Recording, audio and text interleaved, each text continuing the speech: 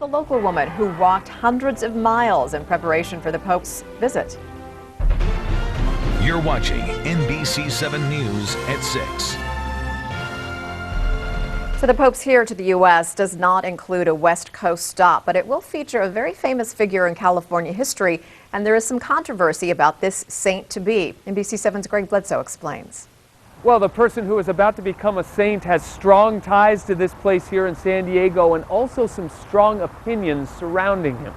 And more people said, I didn't know anything about the mission. For travel writer Maggie Espinosa's new book, she decided to take a walk. And so it ended up being 49 walking days over the course of 10 months it took me. And just how far is that? 796, exactly. Visiting each of California's missions from San Diego all the way to Sonoma. And a lot of those miles followed in the footsteps of a soon-to-be saint. As I was walking, every mission has a statue of him in their gardens. She's talking about Junipero Serra, the founder of California's first mission here in San Diego more than 200 years ago. And the museum with his namesake now sits high on a hill overlooking Mission Valley, a museum Matthew Schiff says has been a little more crowded lately. We've seen an uptick, and we imagine it's because of all of the sort of chatter going on about it. The chatter is because when Pope Francis makes his first U.S. visit later this week, one of the first things he'll do is make Serra a saint, but it's a canonization with controversy. Father Serra is a very controversial and intriguing figure, and so what we want to do is lay out as many of the facts that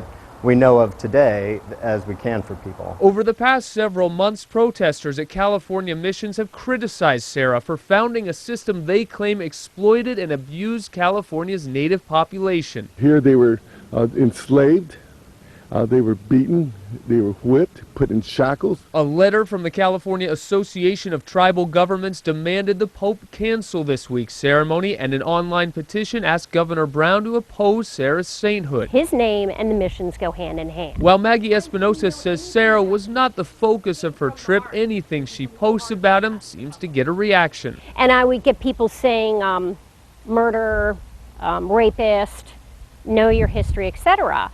And I wasn't posting it to try to make a statement about him. Yeah, we'll be watching for sure. At the museum, Matthew Schiff says they don't take sides, but they also don't mind all the extra attention lately. Whatever your preconceived notions are, the fact that you're interested in history makes us happy. A judge today affirmed